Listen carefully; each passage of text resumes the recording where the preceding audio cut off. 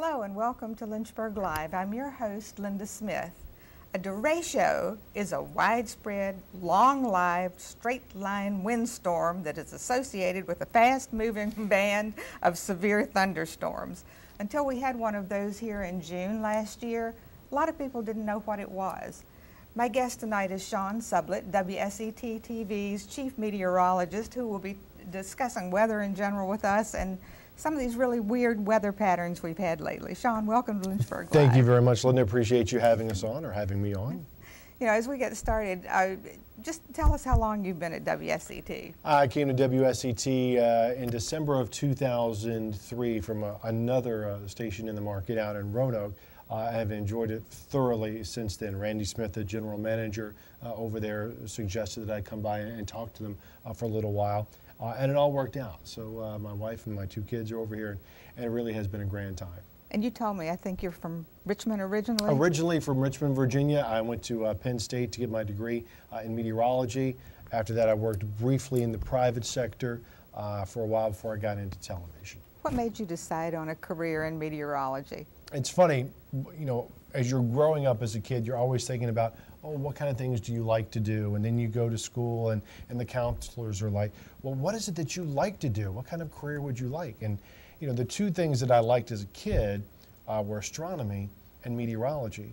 And I couldn't for the life of me think how I was going to make a living as an astronomer just looking through a telescope.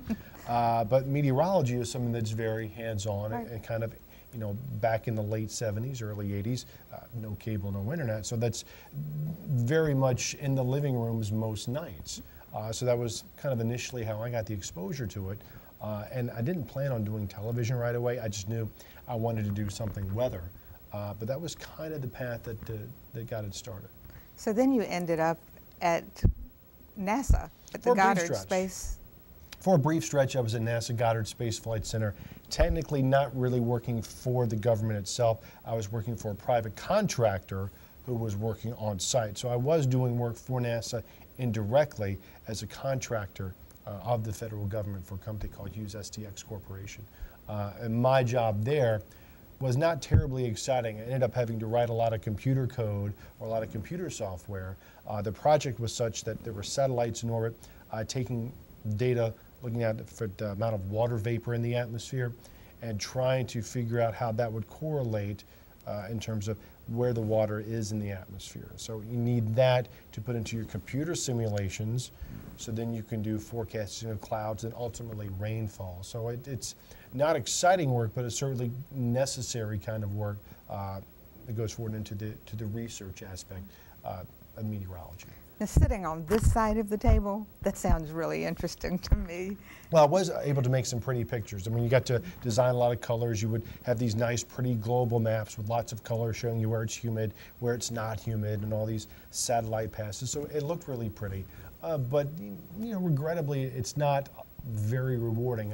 I wasn't in charge of the program. I had to write the code for another primary investigator, for another PhD, whose project this was. He writes the grant, he hires the people to write the code, and then he kind of gets the credit, writes the papers, and you get a little thing in the acknowledgement section of the paper. But, you know, he kind of, so I'm kind of more of a research assistant, somebody who's doing the coding or like the background work.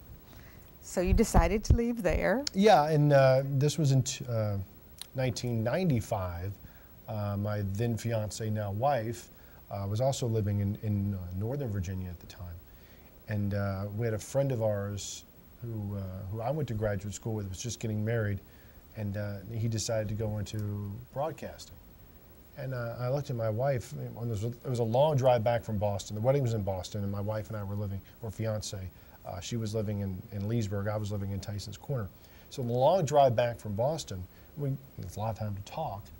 And I said, you know, I still have this old tape where I did the weather in college, just for fun. I said, what do you think if I gave it a try? If we packed up, left NASA, and gave it a try? And we figured, well, this would be the time to do it. We didn't want to be, you know, later on in our lives, kids and those kinds of things.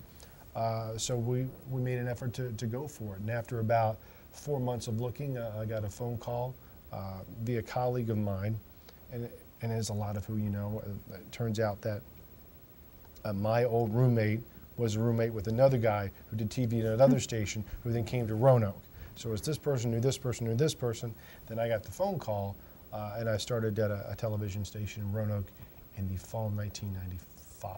And then you ended up in Lynchburg. Yeah, about 8 years later, ending in Lynchburg here at ABC 13. And again, it's just a fabulous, fabulous place to work. Did you start out doing the weather here? I know you were with Good Morning Virginia for a while. Right, we did Good Morning Virginia, did the weather there initially until about, I think it was 2009, and then moved into the evening time slot. What's involved with this job you have now as chief meteorologist? Well, kind of you're the face of weather for the station in the community, foremost. But you know, your day-to-day exercises are getting in shortly after lunchtime. You have to go through all the weather data, the satellites, the radars, the surface observations, the weather balloon data, all that stuff, the computer simulations, and you kind of have to digest all that and put it in some kind of forecast.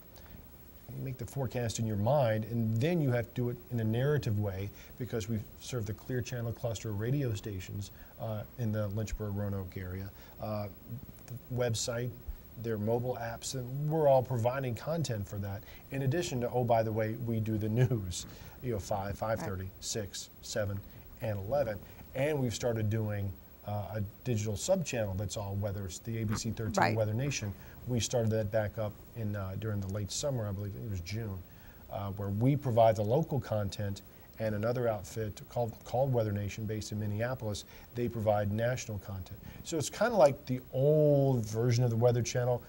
They don't have a lot of these 30-minute shows and all that, but it's all weather. Then every 10 minutes or so, we get a little segment, except the segment's produced by us. It's not outsourced by some computer. So as far as the news weather that we see you on in the evening and then sometimes during the day, you're the one who coordinates the meteorology or the weather report. Right. I mean, we do the forecasts in-house. We gather the data. We write the forecasts ourselves.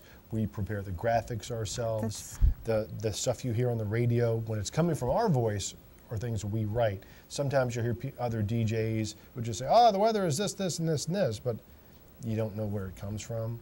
If it comes from my voice or Lindsay or Matt or Jamie, it's coming from our voice, you know that we wrote it. But we're doing all of our own weather forecasting in-house there. But I think that's great. I mean, and really fascinating, I think. Well, we're very happy to do it because we're really the only group of meteorologists in Lynchburg. I mean, the television market, you know, 13, 10, 7, that all serves kind of Roanoke and Lynchburg together. But, you know, we're the only real set of meteorologists that are in Lynchburg itself. And there are 3 of you. There are 3 of us, and we just hired Jamie Singleton. Oh, that's right, I saw him. So now we have a staff of 4. It's very nice, especially when the weather becomes rapidly changing or becomes dangerous. Then we have, you know, more boots on the ground, so to speak. Right. You've won awards relative to your position with WSET. Do you mind telling us a little bit about that? Most of the awards came earlier on when I was with Good Morning Virginia with 3 outstanding morning shows, and we won Meritus Awards for the evening weathercasts as well. I think that's great. So it's nice. It's nice to be on it that way. Now, in predicting our local weather, what's the percentage of accuracy? Is that a bad question? Oh, no. But the only problem with that question is everybody has to decide on what metric they want to use to measure accuracy. Are you going to measure just the high and low temperature? Are you going to measure whether or not there was rain? Well, how much rain? Was there snow? Was the amount of cloud cover what you expected? All of those things. So, and there are different ways that those are calculated. Different people have come up with different ways to do that. But in general, the 24-hour forecast is an 80 to 90% success rate in terms of most of those variables. Now, if you want to say, did we get the temperature right down to the exact degree? Maybe not. But over a city, just a city like Lynchburg, the temperature will easily vary 5 to 6 degrees on a regular summer or winter day. We might say it's 40, whereas this side of town might be 37, this one might be 42, just because the breeze, if it's grass, is it bricks, is it a park, all those kinds of things. So normally it does pretty good. I mean, yeah, we still are going to make some mistakes. There's no doubt about that. But overall, it's pretty good. In fact, your basic 5-day forecast is about as accurate as your 3-day forecast was 10 to 15 years ago. Could the severity of the derecho been predicted at all? Well, here's the thing. Going into that day, and the other thing that sometimes people forget is it was insanely hot that day, and that played a huge role into it. The temperatures were widespread 102, 105 that afternoon. So when it's that hot and it was also awfully humid, the heat and humidity basically, tinderbox is oftentimes the analogy made. There's a huge amount of potential energy built up in the atmosphere just waiting and waiting and waiting. And then you need something to come along to kick it off. It's kind of like having a rock at the top of a cliff. If it's just sitting there, nothing's going on. Something knocks it over, it falls and it makes a big noise. And that's kind of the analogy that we had going. And the big question we had going into the day, you know, the night before, the 28th, it's like, we know there's going to be all this energy. The question is there going to be a trigger? We were kind of leaning, to be honest, against there being a trigger. Going into the forecast that day, you know, we had a high, we forecast like a high up 101, 102, and a 20% chance of thunderstorms in the afternoon. You know, a lot of places didn't even have that. It was like, you know what, I don't want to say nothing. I mean, I don't think it's going to happen, but I don't want to say nothing.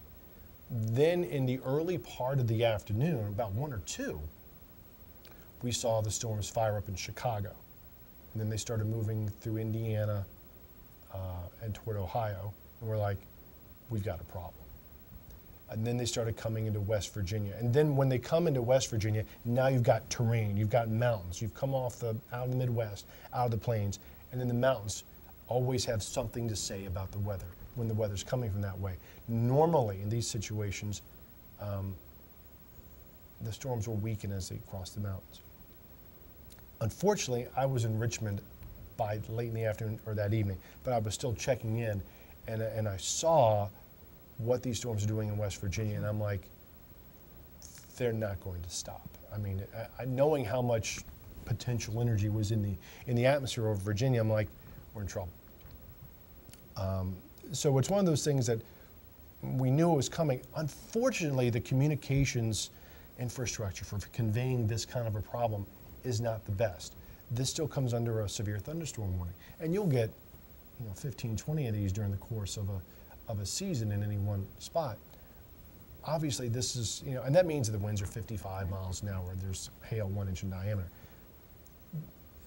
It doesn't tell you that there's no new nomenclature, oh, well, it's a 75 miles an hour, or it's going to last for an hour and a half.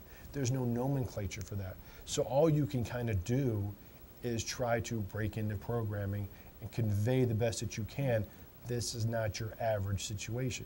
Now, those people have weather radios or they're watching the Weather Channel and they just go, oh, look, there's another severe thunderstorm warning. And if they don't take it seriously because they feel like it's a crying wolf situation, then they're not prepared for it. And that's why when these things scroll across the screen, we suggest people actually read them. Right. We try to get as much information as we can into those things and break into programming when we think it's a very high impact event. I remember that day that Lindsay had reported there was a potential for high winds. Mm-hmm. You know, I went back and looked. How about staffing for you all when something like that happens? My husband works for the power company, and we didn't see him for 17 days in a row. He just came in and had a couple hours sleep. My uncle works for Dominion Power in Richmond, and it was the same thing. It was just, you know, phenomenal. But how are you all? It seemed like you were constantly there. Well, yeah, I mean, I was in Richmond that weekend at a previous commitment, but you know, Lindsay and Matt were there most of the weekend. This was before we hired Jamie. And you know, we lost power. They were running off on generators. We had trouble getting in touch with our radio partners at Clear Channel. They weren't prepared for the severity of the situation either. So everybody comes in and does what they can. I mean, it's like a snowstorm. You did a great job. Everybody has to come in. What part we got to see? I didn't do that much. I mean, I want to give credit to Jamie, to Matt and Lindsay, who, I mean, really stepped up when the chips were down while I was out of town. And I still feel kind of bad for that I wasn't where I needed to be. But I thought the coverage and the aftermath, the coverage of that was just terrific. It was very, you know, the term black swan gets tossed around a lot. But this is kind of the thing. I mean, people don't hear the word derecho because it doesn't happen often. Right. I mean, I had never heard it. I mean, it's one of those terms that, you know, that we know about, but we only drag it out once every couple of years when we see it someplace else. You know, that might come through here once every 10 or 15 years. We had another one, I think it was in 2000, Another one in 2000 that was pretty intense, but so that's 12 years. Yeah, I mean, that's not even something I remember, but, No, but this one I will remember. Because we didn't call it that, because when you have a phenomenal weather event that sticks in everybody's head, everybody wants a nickname. Right. To remember it. Not just, that's how things like Superstorm, Blizzard of 96, Snowmageddon, I mean, that's how all these things get, because someone needs a nickname to remember it by. And this is, even though there have been multiple derechos, this is always going to be known as the derecho, right, until there's another one anyway. Right. Then they'll call it the derecho of 2012. You've brought some pictures, and if you'll put them up on Yeah, the let's see what we screen, have I know Sean's got some pictures of the derecho. Yeah, the first one, I think, there's a map. If you look to the far left part of the screen, that's where the thing started, and those are the radar returns. So that's kind of a time lapse of how they started there. And 1, 2, 3, 4, 5, 6, about 8 or 9 different timestamps on there. And you could see the thing really intensifying dramatically going across Ohio into West Virginia. And it did weaken a fair bit. One of the more interesting things about the derecho for us is that there wasn't that much rain. No, I mean, it was windy, there was no but rain. there was phenomenal amount of rain and wind as this thing came up the western side of the Appalachians in West Virginia. But then coming down the other side, you don't see a lot of the bright yellows there over Virginia or the right, reds, meaning there wasn't that much rain. But there was a phenomenal amount of wind, which right, does not show up. But this does tell you that, I think it's about 2 o'clock in the afternoon, that thing started there near Chicago, and over the course of 10 hours just raced. I mean, the forward speed of this thing was 60, 70 miles an hour. It was intense. So that also, I think, has a lot to do with why the wind was so bad. The forward speed of the thing, in addition to the normal winds inside of the thunderstorm, really were contributing factors to this. And I mean, I was in Richmond, and we had the kids like, oh, let's go stay in the hall away from the windows until this thing goes by. The same thing in D.C. It was really kind of odd being in Richmond, watching it unfold from a distance there in Lynchburg, and following it on my handheld phone. Oh, now it's in Farmville. Now it's getting in the western suburbs. It's looked kind of creepy, really. I'm sure it is. There's another view of it. Again, the same situation there. You can see how it almost bows out. I guess the fourth one from the left, and then all the way toward the last one on the right. You can see how it takes that little bow structure almost, which suggests that's where the winds are really strongest in the radar returns. So we knew, as we got toward about 2 or 3 o'clock in the afternoon, we knew there was trouble, big trouble brewing. Unfortunately, we didn't have the confidence to say that at 9 a.m. I mean, we knew right, that was a threat, but until you start to see that thing really go crazy there, 3 or 4 o'clock in the afternoon, and then it's a question, are people going to pay any attention to it? Right. And we have talked a lot about the heat, and actually since we've gotten this graphic, we got word just yesterday that this calendar year, 2012, was the hottest year on record in the continental United States. And those numbers you see there are the rankings by state. And you can look closely there. Virginia's 115 out of 118 years. So this was only through November, shortly before the December data came out. So that January to November period was 115th out of 118 on record. And you can see most places there in the United States awfully, awfully warm, with the hottest spell or hottest stretch right there in the Central Plains and back into the interior parts of New England. Is this the result of global warming? Always a fun question, isn't it? Yes, I mean, so many different perspectives on that. The thing on that, it's symptomatic. I like to caution people, you can't blame any one thing on climate change / global warming or whatever nomenclature you want to give to it. It is consistent with where the theory does hold. I think a lot will be written in the next 10 years. How this next decade goes, we now in about 2020 to 2022. If we see this kind of pattern repeating, then, I mean, the game is over. Right. I think when you look at the scientific community, there's widespread consensus that the planet is warming due to the carbon dioxide and other what they're called greenhouse gases. You're never going to have 100% of people agreeing on everything. I mean, that just won't happen. And certainly now we've reached a time point in the internet age where everybody can just read what they want and believe what they want anyway. But there's very good consensus, 95, 97% of people who are involved in climate science, right, who do this as a career, that this is happening. Now, having said that, that's big picture stuff. You can't very easily downscale that to say, well, the whole planet's warming, that means this place is going to be warmer, and this place is going to be warmer, and this place is going to be warmer, because the planet doesn't work that way. Right. It's what they have to call a non-linear system. I mean, something here will affect it here, but not in the way you might expect. So in the overall scheme of things, yes, it will be warmer in most places. But will everybody be drier? No. There may be some places that get cooler. But in the mean, in the average, and there will be repercussions. It's an effect. Everybody's going to have it a little differently. Some people are going to have it worse. Some people not so bad.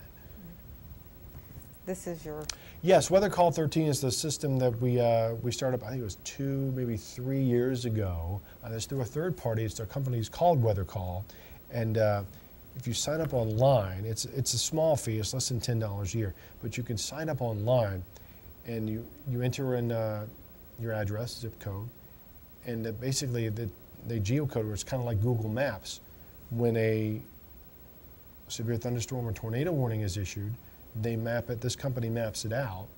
They find out, oh, is your spot lat long, if you will, latitude, longitude, in that polygon or weird shaped rectangle. If you're in there, you get a phone call and say, the warning, you are in this warning. So if you're not at the TV, right, or if you're outside or whatever, you'll get a phone call. And that has to be terrifically helpful to people who need to take a little time to get themselves into a safe place. Yeah, because not everybody has the same reaction time. Right. And so we offer that for a severe thunderstorm and tornado warnings, but really tornado warnings are the most vital. Fortunately, we do not get a massive number of killer tornadoes. In fact, the strongest ones are extraordinarily rare in Virginia. We see video of those nasty ones in Alabama, Kansas, Oklahoma, Texas, but they're exceedingly rare here. This is, you said, a hurricane? Yep, that's Hurricane Katrina from a few years ago. That image came to us from National Oceanic Atmospheric Administration. That was Hurricane Katrina. The day before it came on shore there in the central Gulf Coast. The center of the storm actually was just a little bit to the east of New Orleans. But obviously enough wind to damage levees and the catastrophic flooding that happened there. A lot of people forget, though, that on the other side of the center, Mississippi, Alabama, the Gulf Coast there, had more structural damage, truly devastating. Yeah. The winds around hurricane, because it's an area of low pressure, are counterclockwise. So in addition to the forward motion of the hurricane, if you think about it on that picture, it's going up or north, and the winds are kind of coming counterclockwise. So there's an additional surge of wind on the right side of that storm as we're looking at it. The winds are coming onshore, so it's kind of, winds are pushing the water onshore. So it's actually worse on the right side of the hurricane versus to the left. So it could have actually been worse in New Orleans if the storm had veered another 30 miles to the west. Do you think these storms are more severe, or do you think we just hear more about it because we have a more rapid communication system? A couple things on that. One, there are a lot more people running around than there were 50 years ago in the first place. I think what the U.S. population was only about 150 million at World War II, so that's already double. And oh yes, it's so much easier to hear about these things now. There's more infrastructure in vulnerable places. How much building has there been at the coastlines? All the coastlines, really. I mean, New England, Southeast, Gulf Coast, West Coast. There's a lot more stuff to break. So the data on the storms being stronger is inconclusive. I don't think you could say with any confidence, storms are getting worse, oh my goodness. Like the Sandy situation. I mean, that was a once in a generation storm. But there have been storms of that magnitude that have gone across Long Island, that have gone into New York. They don't happen often, once in a generation, maybe every 50 years. So there's people my age, I've never seen anything like that. Well, of course not. It doesn't happen that often. Right. But it has happened. There is historical evidence to show this has happened. My concern is, even though, again, the evidence is very strong, the planet is warming, that every time the weather's bad, somebody pulls out the global warming card, which really isn't the most responsible thing to do. The data is not conclusive about something like that. Now, you could argue there's been enough of a sea level rise that might have had an effect in the flooding on Manhattan as Sandy went through, but I think the tidal surge was about 12 feet, and and the sea level rise was probably only a few inches. Oh, man. So the storm was the storm, regardless of anything else. As hard as it is to believe, we only have about 4 minutes, That's all right. 4 more minutes. But tsunamis, all these things that seem to be cropping up more often and with more severity, is that more severe, or is it just, again, the communications? I think it's communications. There's more people worldwide, so there's better documentation. There are more cameras out there, so more people, more cameras, more infrastructure. It's way easier to document anything, any volcano that goes off, any tsunami, any earthquake. So the human toll and the structural toll, infrastructure, property damage are just going to be so much greater than just half a century ago. And I think that's really what we're seeing more than anything else. You know, I've heard so many people say, you know, this has been going on for hundreds of years and thousands of years, and they repeat themselves and weather patterns change, and it's just because of the communication that we are so aware of it. Yeah, I think really that's it. When we go back to, let's take it back to the 1940s. I mean, World War II wasn't in your living room. Right. You know, and that's only 70 years ago. So I think you've got to take a longer term perspective on this. It's not, these things happen. It's a dynamic planet, volcanoes, earthquakes, these things happen. San Francisco earthquake, 1906, devastating. But these things happen. How often do we have, I'm going to try to hurry, but Sure. How often do we have these, an earthquake in Virginia? That was so rare. It's extraordinarily unusual, but again, not without precedent. In the 1890s, there was an earthquake about the same magnitude as the thing in Mineral. It occurred in Giles County, about the same magnitude, about 5.6. So we're not California, but there are imperfections in the geology. You and I were talking off camera earlier about geology. That's why we study geology, to find these things. So they do have, and there's what you can see there from the top part is where the earthquake sensors or the seismograph. You can see how all those bumps kind of work their way farther to the right part of the screen. That's the earthquake wave passing through the ground. So the earthquake happens, and there's this wave of energy that goes out in all directions. And what you're seeing is that wave hitting different places away from the epicenter. Tell me very quickly, a minute. Sure. Tell me what this job means to you. How does it affect you? It's wonderful. I mean, personally? it's one of the people ask me, well, what's your favorite part about the job? My favorite part about the job is I almost always know what the weather is going to be. And even if I don't know exactly what the weather is going to be, I know what to expect. I know that there are going to be limitations. I know, well, it may not be exactly this, but it's not going to be any worse than this or any better than this. So I'm always intuitively prepared. And the other fun thing is going to talk to the students in the schools. Cool. They're great. It's great. And I want to see if I can get you to come talk to our club. Would love to. Sean, thank you so Absolutely. much. I really appreciate you being on the show. Having me. I hope you've enjoyed tonight's show and that Sean has answered some questions you may have had about our changing weather patterns. My next show will feature Rise Up Climbing. Thank you so much for watching. Have a wonderful evening. Good night.